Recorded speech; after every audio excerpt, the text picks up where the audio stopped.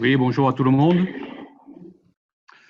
Donc, c'est un travail qui a été fait dans le cadre du consortium CISEF, Cap-Vert, Côte d'Ivoire, Sénégal, Espagne et France, même si plusieurs des co-auteurs ne faisaient pas automatiquement partie de ce consortium, ce des personnes qui ont participé à l'étude du tag shading en faisant soit des doubles marquages, soit en nettoyant le jeu de données.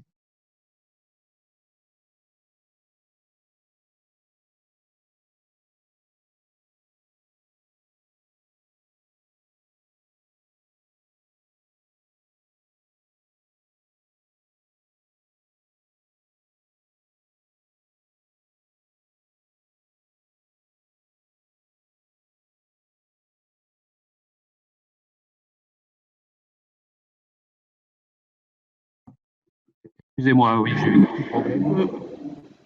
Je recommence donc les programmes de marquage recapture sont extrêmement importants, mais ils peuvent être biaisés. Et une source de biais importante est à la fois les taux de non-report, c'est-à-dire les poissons qui sont recapturés mais qui ne sont pas déclarés aux autorités scientifiques, et puis les pertes de marque, qui est un phénomène qui arrive donc assez souvent et que nous avons étudié, ce qu'on appelle le tag shading. Ces pertes de marque sont de deux types, soit le type 1 qui concerne les pertes immédiates, soit le type 2 qui a trait aux pertes de marque en continu.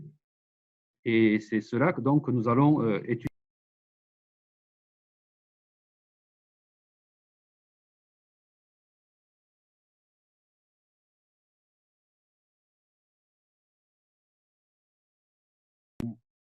Je suis désolé, j'ai un problème, mon son se désactive sans que je sache pourquoi. Donc, la probabilité de rétention peut être exprimée de différentes façons. Nous avons choisi une de ces façons qui suppose un taux de perte au cours du temps, le type 2 qui est continu, mais il y a d'autres modèles qui sont plutôt utilisés chez les tonidés tempérés qui ont une longue durée de vie et donc qui restent beaucoup plus de temps en mer, qui au contraire prend en considération une équation qui module la perte de marque d'une manière non constante. Donc là, nous avons un modèle qui est peut-être un peu plus simple, avec le paramètre alpha qui représente la probabilité de rétention et donc qui se réfère aux pertes immédiates, et le paramètre lambda qui se réfère aux pertes en continu. Donc, si à partir de cette probabilité de rétention, on classe les poissons qui ont été marqués avec deux marques, on va avoir des poissons qui vont être recapturés avec les deux marques, ils n'ont pas perdu de marque, donc on a une certaine probabilité de rétention.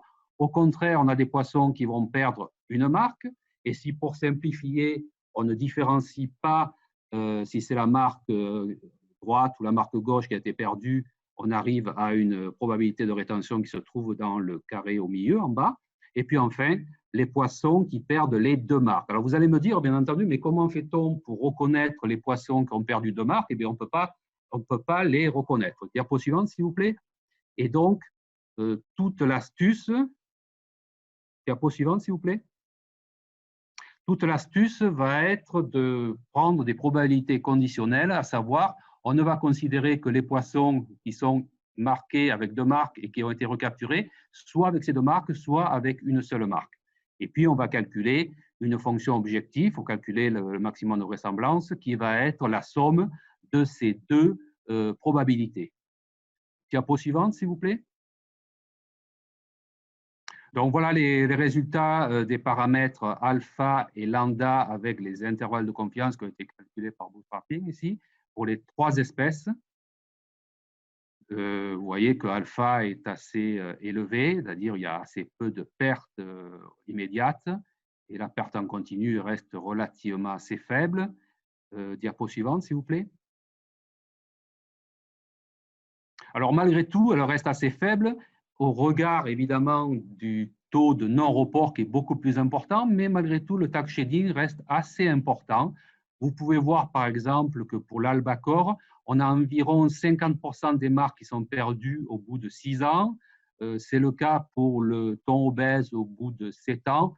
C'est moins dramatique pour le listao, puisqu'il faut en gros attendre 10 ans pour avoir la moitié des marques perdues. Mais enfin, c'est une source de biais relativement importante qu'il faut prendre en compte et il faut corriger donc l'évolution du taux de retour des marques au cours du temps par le tag shading et bien entendu par le non-report des marques. Diapo suivante, s'il vous plaît. Alors, par rapport aux résultats qu'il y a dans la littérature, vous voyez en haut les résultats que nous avons obtenus durant la OTTP. Et puis, en dessous, vous avez, pour les mêmes espèces de thon, mais j'ai rajouté également deux espèces plutôt tempérées, le germont et le thon rouge du Sud. Et pour le même modèle de rétention des marques à taux constant, vous voyez que les paramètres alpha et lambda sont relativement proches, avec parfois des intervalles de confiance qui sont un peu plus larges pour certaines études, à savoir également que parfois dans la littérature, il n'y avait pas ces intervalles de confiance, il y avait simplement les valeurs minimum et maximum que j'ai pris à titre illustratif, mais de toute façon, on a des données qui restent relativement proches d'une étude à l'autre, et ceci nous amène peut-être à considérer dans le futur de prendre cela en considération. Diapo suivante, s'il vous plaît. Et on peut, en termes de prospective, peut-être inclure une approche bayésienne, puisque lorsqu'on démarre une étude de marquage recapture, eh bien, on a évidemment dans la littérature, dans d'autres océans ou à d'autres époques, on a également des paramètres et on peut très bien envisager d'éliciter un prior pour les paramètres alpha et lambda à partir des valeurs observées dans la littérature. C'est tout ce que je voulais vous présenter pour l'instant. Je vous remercie.